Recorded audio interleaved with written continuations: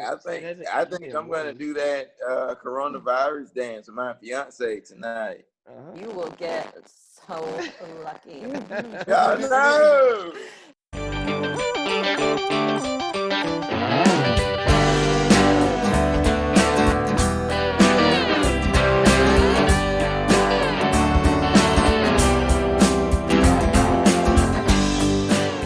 I can do a little beatbox.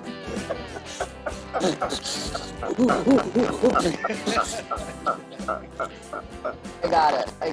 I can do it all. Oh, I can't think of a single segue now. We can't beatbox during the corona. Oh. As a matter of fact, I don't know why we all don't have masks on right now. Fauci said in one of the meetings last week that if I lean back and achoo, it'll go 20 feet. He's like, but if you make an attempt to cover it or just sneeze down, he's like, we're gonna be okay. People sneeze. Like, this guy, how long did he go to school? Go on national television, be on the coronavirus task force team to do sneeze demonstrations for the people at home.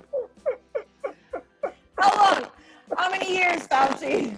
How long have you been solving problems to then give sneeze demos? And your best content for the week on the news media. He did. He leaned back. Demonstration of sneeze. He's like, and if someone sneezes like that, it could jump over the aisle at the grocery store and land on you. He's like, they could if they lean back. So what are we gonna do? We're gonna lean back. Lean back. No, throw the mask away. Lean back.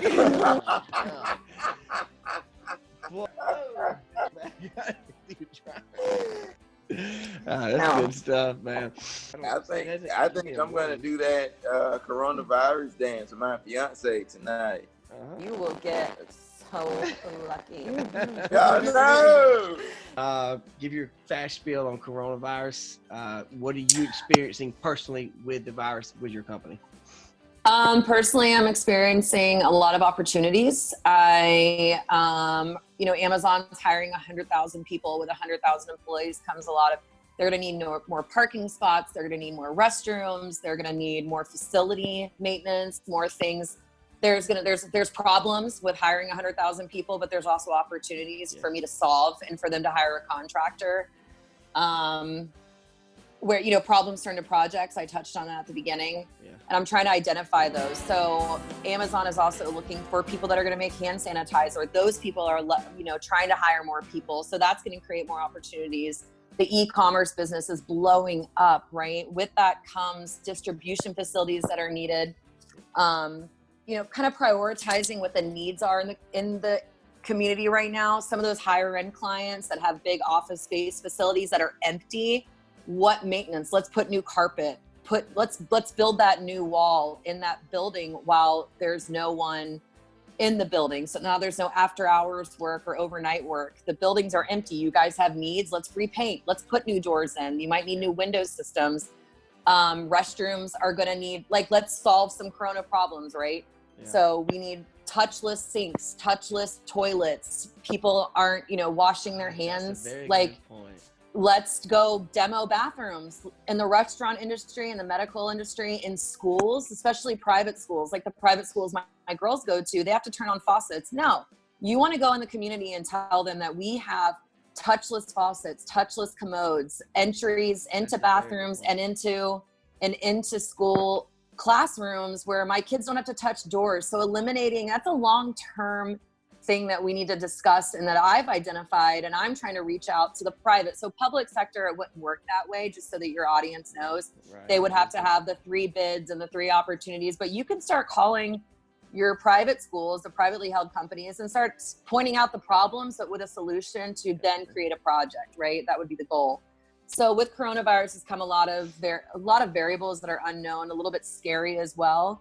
But with this extra time that we've had to kind of sit around, we can identify problems, solve them, and create projects. And during this time, instead of holding up and kind of being scared in the construction market, let's identify these things as a group.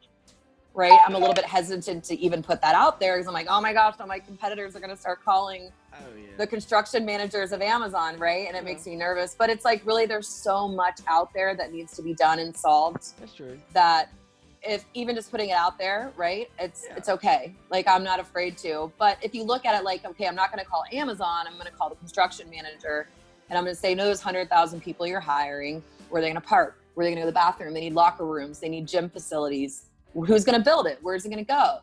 So it's just thinking about all the different parts. So coronavirus has identified opportunity to change culture, to do more Zoom platforms, distance platforms, getting accounting departments inside the home instead of in offices. A lot of times in the contractors world, we identify success with how big your office is and how many employees you have. We're all cloud-based in our companies, but we're not really using those cloud-based tools and technologies now. We have 10 people driving to an office, sitting there, doing accounting for 8 hours. So we're also hurting the environment in that way. So if we get our accounting department off the roads for back and forth, gas, blah, blah, blah, we would help the environment. We can make a tangible difference in that way as well. And I know as a contractor, that's really important to me, to try to find ways to help the environment. So I hope that through this coronavirus, distance working, that the older culture in construction will actually kind of say, wow, this hasn't been so bad. The work has got done. I don't have to micromanage my accounting team. Things are happening. And we can see that shift as well. So that's my Reader's Digest version. I could dive deeper into any one of those. Yeah, and we relate to that too because, we've been pushing technology and we talked about it in the last episode, but we titled the message, move forward or get left behind. This is a perfect time to make your moves. You've got some time to sit down and think about it, to trial out some different systems, different platforms. So yeah, we definitely agree with that aspect of the, Well, we need to keep construction moving. Typically when the economy changes, construction stops and restaurants stop. The restaurants have stopped, which is terrible, but construction has not. We have to continue to keep the economy going. The capital development companies, they all have cash. Like, this wasn't something that happened because markets crashed. They are ready. They have money. There's money in the quiver. Yeah, they're crashing as a result, but the existing capital is still in place. It's still there. And like I was explaining, the Procter and Gamble's, the Duke Energies, there's no one in their offices right now. They're at stay-at-home orders. So it's identifying those construction managers and saying, hey, you need some new paint, you need new carpet, but I can save you money by doing it after hours. These are just I'm up at night thinking, on a walk thinking. These are just there's a tremendous amount of opportunity out there right now through coronavirus. I think about a nursing home.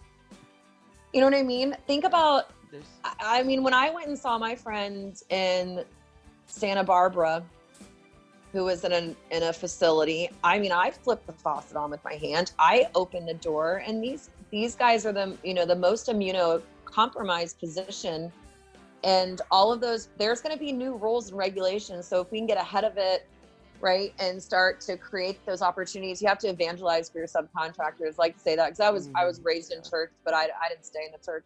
So I'm an evangelist for my subcontractors. I get it. And so you have to think of these things. You have to come up with ideas, and you have to be innovative. With that, if we're calling that somewhat of a projection, would you say that, this coronavirus is here to stay, or we're going to deal with it in the future? I know time will probably tell that based on it's vaccine creation and everything else. But would you say that we're likely to experience a lot of aftermath in our hygiene practices because of coronavirus, whether we kill it or not?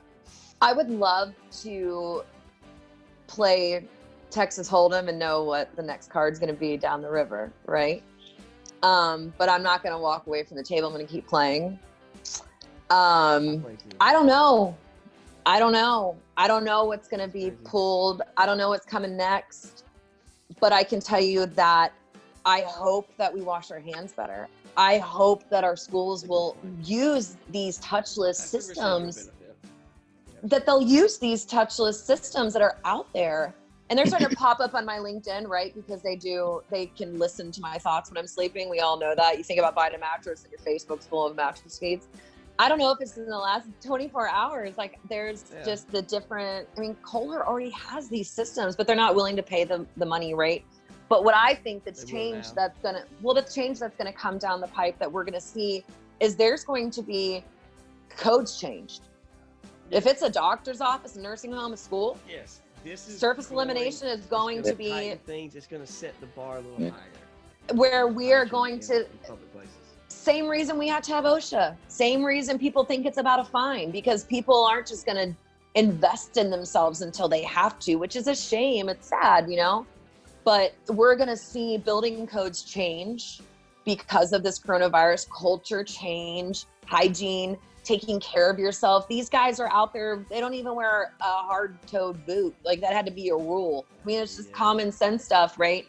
Now they use the hard-toed boots, you know, like, it's just, but it had to become a rule because so many guys had to get lockjaw stepping on nails and getting tuberculosis. Change is implemented once something tragic happens, something tragic happens, and then we respond with an action to try to prevent it from happening to others. And I hate that trend sometimes, but that's the reality of the trade. So to ask you, do you think that we're going to have to continue with these guidelines when now we're allowed to go to restaurants again? Right. I personally think, I mean, on that top, I think once the curve has flattened and they're going to spit numbers, and you gotta understand these numbers are, you know, they are what they are at a given moment. You usually have the best representation based on the data you have at that moment. So when everything's said and done, and when I say said and done, it's flattened, and we feel like we've meaning like people are going to restaurants and and you know, kids are back in school. Yeah, you go.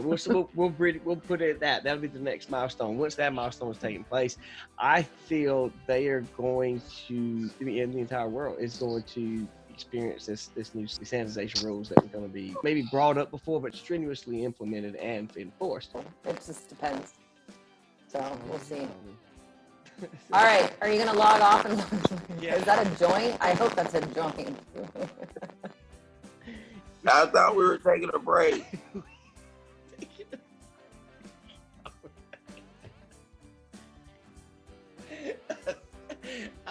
You said we were taking. We're taking a break. We're taking a break. All right, we're definitely breaking.